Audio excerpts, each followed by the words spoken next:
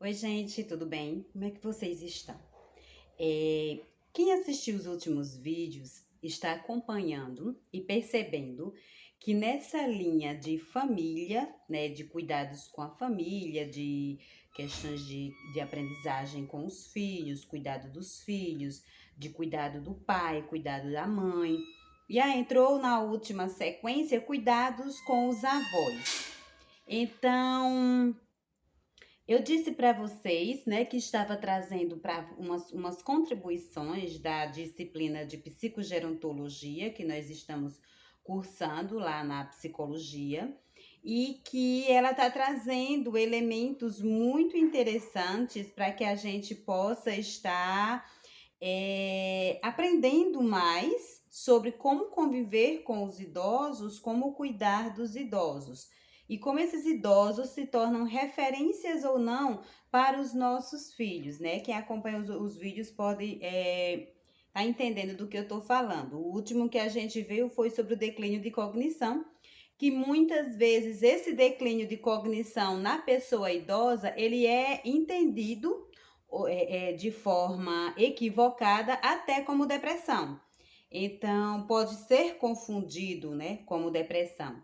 E na última aula, nós tivemos a oportunidade de conhecer mais um teste, o EDG, a escala de depressão geriátrica. É um instrumento, né, usado por enfermeiros, pelo pessoal da terapia ocupacional, também por alguns psicólogos, pelo grupo de apoio o grupo que é atendido, que atende o idoso, né? Porque essa escala, ela na verdade não é um diagnóstico, não tem como ser, né? Mas ela é um instrumento que possibilita já ir verificando na pessoa idosa alguns sinais de depressão. Claro, a gente já tem alguns sinais de depressão como é que eu posso dizer, evidente, né, que faz parte do cotidiano. São comportamentos mais comuns, né, mais padronizados, que a gente começa a tentar imaginar que aquilo seja depressão ou não. Mas a escala de depressão geriátrica, né?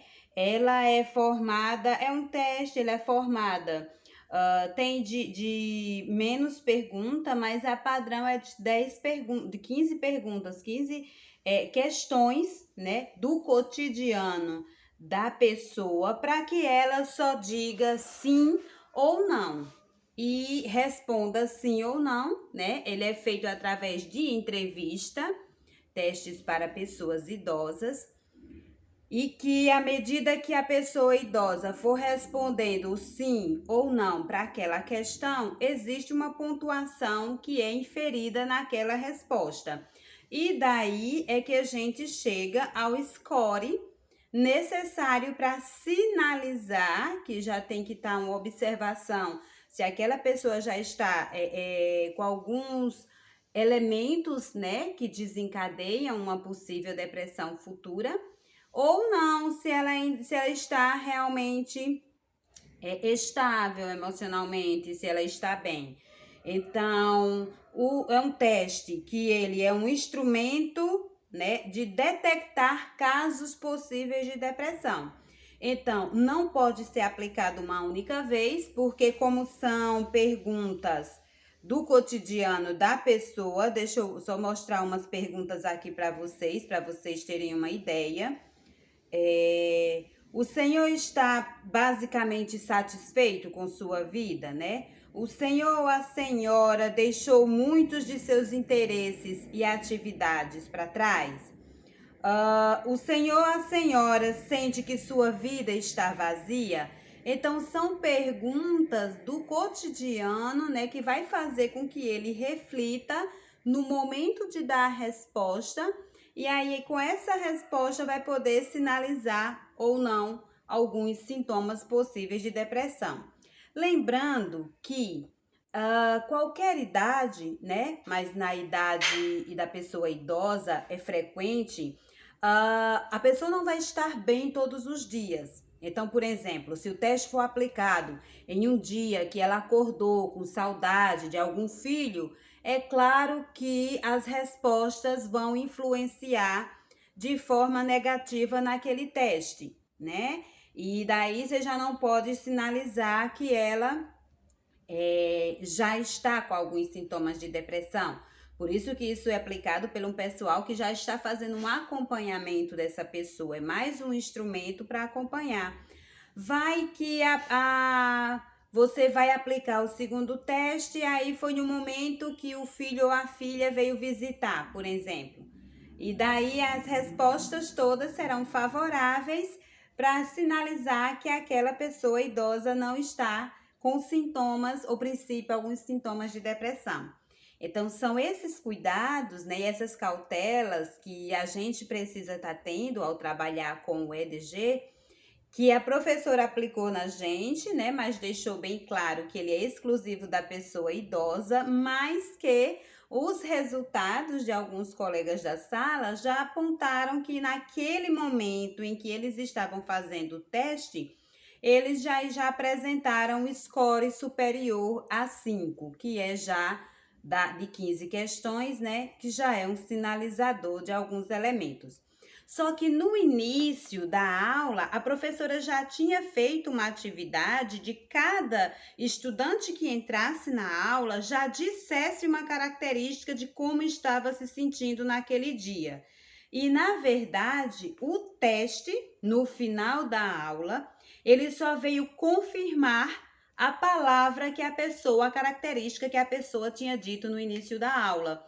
Então, para quem chegou dizendo que estava muito triste, o teste sinalizou uma pontuação acima de 5.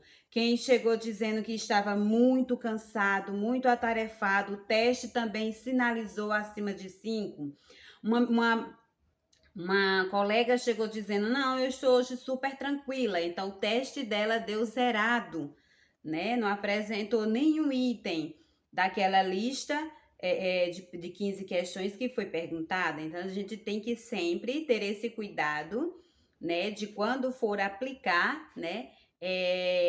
Ter essa percepção de que aquele idoso ou aquela idosa necessariamente não está naquele momento já com algumas características. Porque depois que a gente do acompanhamento identifica que tem algumas características ali, aí é preciso sim encaminhar a pessoa para o serviço especializado que vai cuidar, tratar não, né? Que não é uma doença sim, mas que vai orientar de forma especializada ou apenas para um serviço terapêutico ou se exigir uma medicação para outro especialista. Então, né, vai ficar aqui para vocês esse novo teste, né, que a gente descobriu na aula. Quem tiver interesse em ler mais sobre ele, já se o seu trabalho já traz isso para você, realmente ele é muito interessante. E aí a gente também pode ir verificando, né, alguma conversa, né, com algum avô, alguma avó, para a gente já ir também ajudando a fazer com que eles tenham uma outra oportunidade para sair desses sintomas. No final, a professora concluiu fazendo-nos elaborar um plano multidisciplinar, né, com estratégias de como a gente conduzir também alguns momentos de satisfação para que aquele idoso consiga sair ou se afastar cada vez mais de algum sintoma que venha, né, de alguma característica do seu comportamento que o venha cair numa depressão. Então, fica aqui, né, mais esse conteúdo de grande importância para vocês. Agradeço por quem está nos acompanhando. Todo o conteúdo do canal é válido, porque ele vai nos ajudar a ter uma visão diferenciada, tá? Espero vocês todos aqui nos próximos vídeos. Siga a gente lá no Instagram, @dialogando com Luciene, que a gente também discute várias temáticas para o desenvolvimento humano. Tchau, gente!